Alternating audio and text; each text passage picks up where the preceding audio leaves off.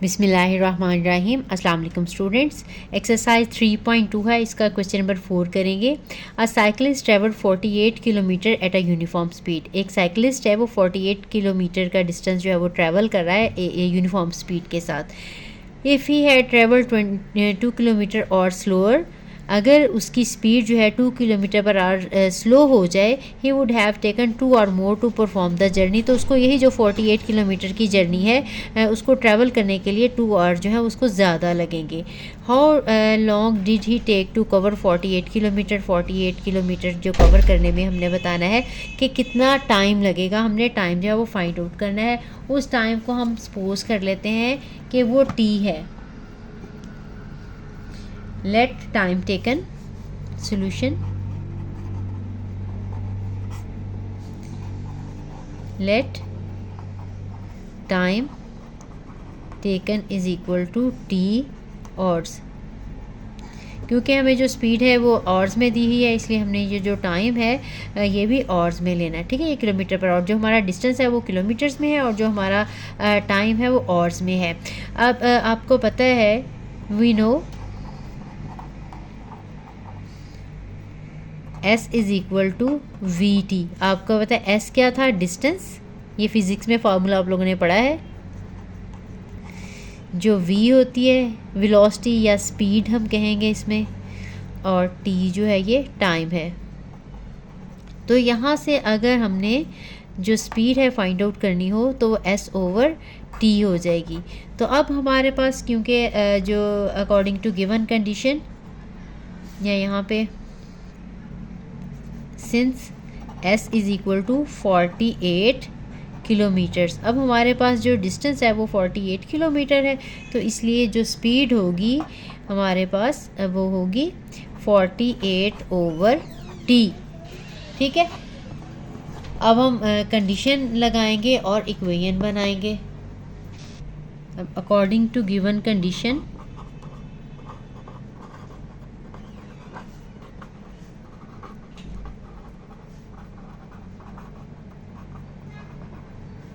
अब ये हमारी स्पीड थी 48 ओवर T। अब क्वेश्चन में उसने कहा है कि अगर 2 किलोमीटर जो है पर आवर स्पीड कम कर दी जाए तो अब वही डिस्टेंस 48 किलोमीटर डिस्टेंस जो है उसको 2 घंटे ज़्यादा लगेंगे, यानी टाइम में 2 आवर्स ऐड हो जाएंगे। ठीक है, ये उसकी स्पीड थी पहली। इसमें से अगर इसकी speed 2 kilometre per hour slow हो जाए तो अब जो नई स्पीड हमारी बनेगी वही डिस्टेंस है, लेकिन टाइम जो है इसको 2 आवर ज़्यादा लगेंगे, इसलिए हमने t+2 कर दिया।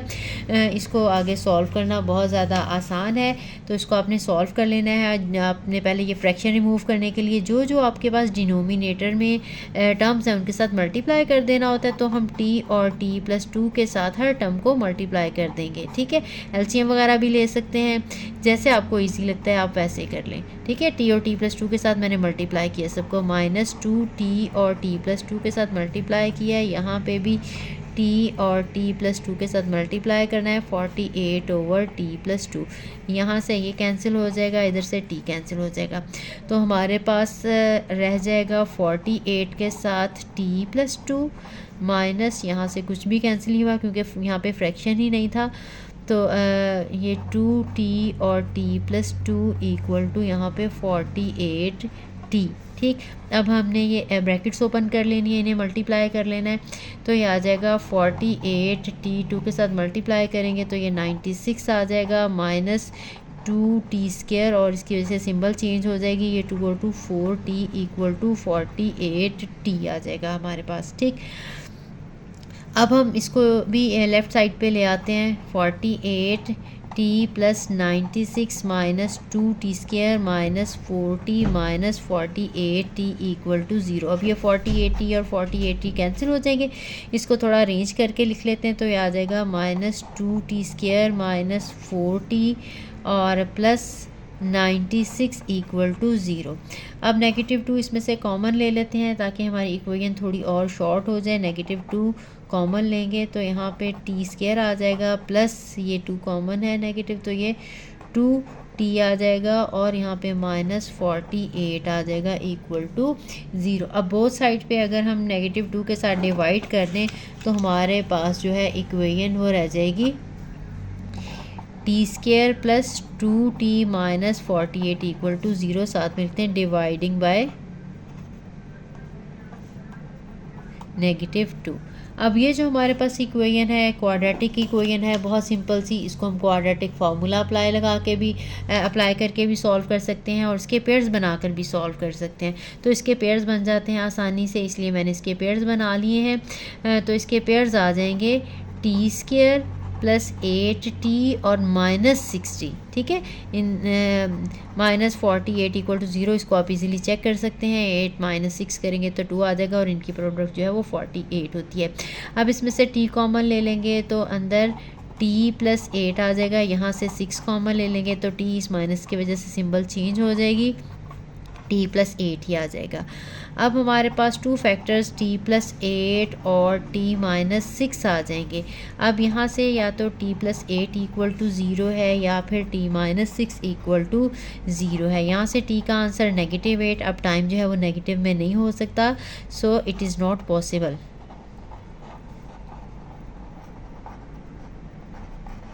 तो अब यहाँ से t का आंसर जो है वो 6, इसका मतलब है यही हमारा रिक्वायर्ड आंसर है। आर्स में एंड पे हम इसको स्टेटमेंट में लिख देंगे। सो जो हमने स्टार्ट में सपोज किया था, so time taken is equal to 6 hours. यही हमारा रिक्वायर्ड आंसर है। क्वेश्चन नंबर 5 है, to do a piece of work, Abdullah takes 10 days more than Abdul Hadi. Together they finish the work in 12 days. How long would Abdul Hadi take to finish it alone? यानी जो अब्दुल्ला है उसको 10 दिन ज़्यादा लगते हैं कोई काम करने में, एक काम है और अगर दोनों मिलके काम करें तो 12 डेज़ में वो काम फिनिश हो जाता है। तो हमने बताना है अब्दुल हादी अगर अकेला करे वो काम तो उसको कितने दिन लगेंगे, ठीक है। इसका सॉल्यूशन स्टार्ट करते हैं।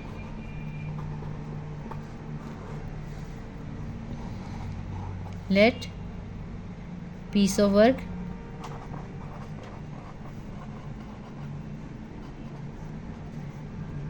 ठीक है, एक है वो काम, ठीक है, मैंने उसको ले लिया।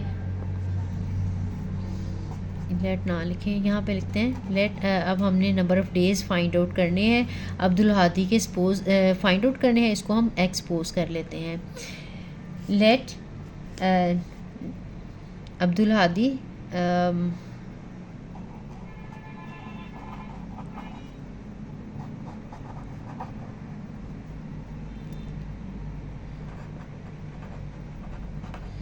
Finish it in days equal to x।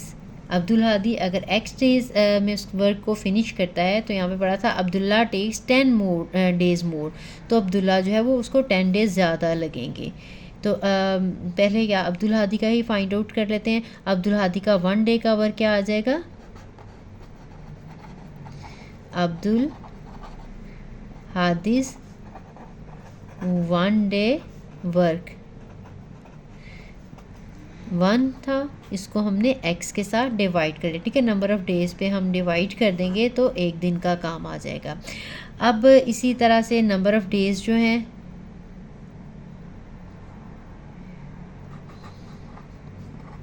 Number of days of Abdullah to finish the work is equal to x + 10, ठीक है। अगर ये x डेज़ में करा तो बताया था कि 10 डेज़ उसको ज़्यादा लग रहे हैं, तो ये x + 10 हो जाएगा, ठीक। अब इसके बाद अब दोनों अगर मिलके काम करें तो उन्होंने कहा है कि वो 12 डेज़ उन्हें लगेंगे। इसका पहले 1 डे का work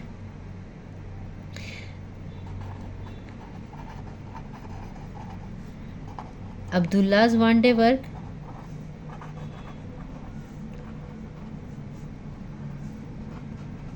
is equal to 1/x+10।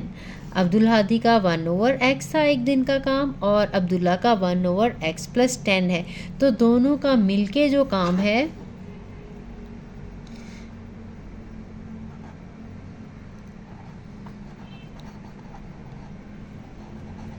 Abdullah and Abdul Hadi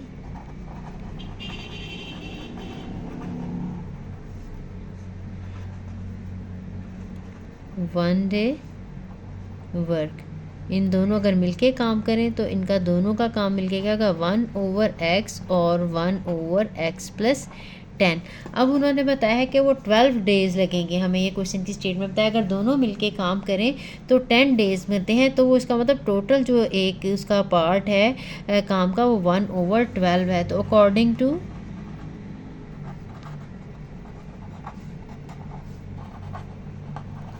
given condition,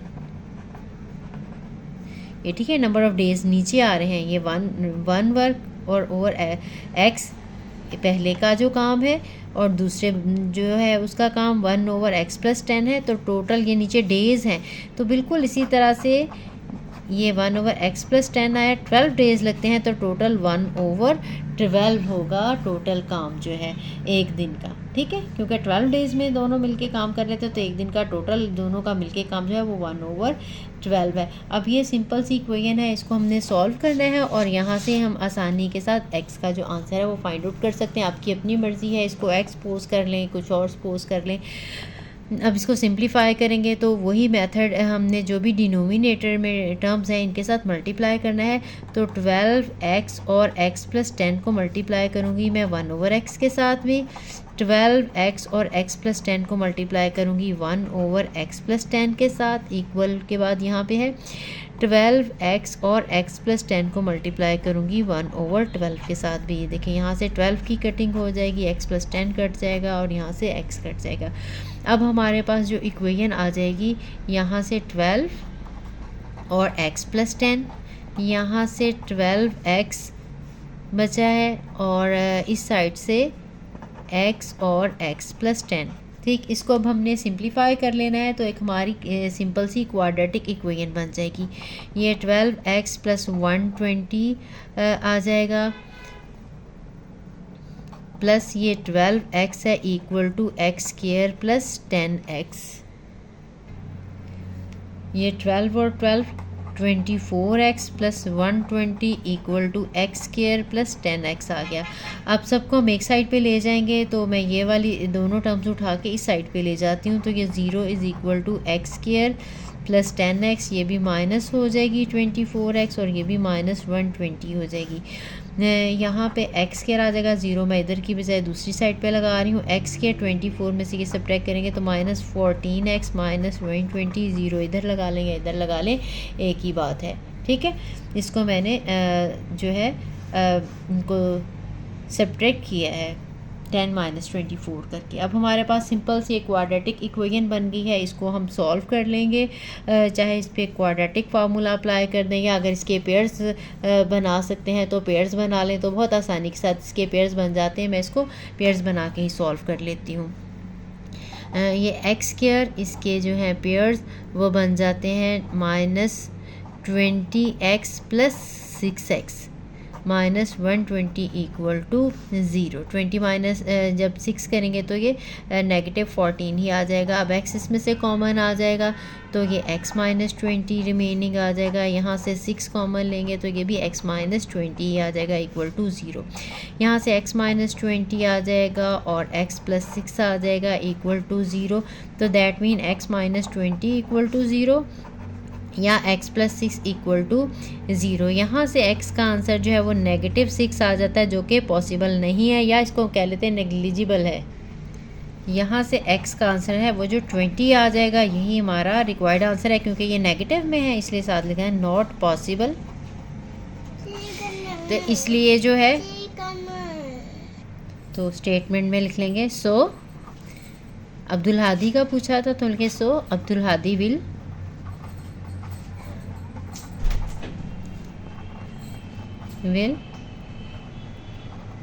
finish the work in 20 days।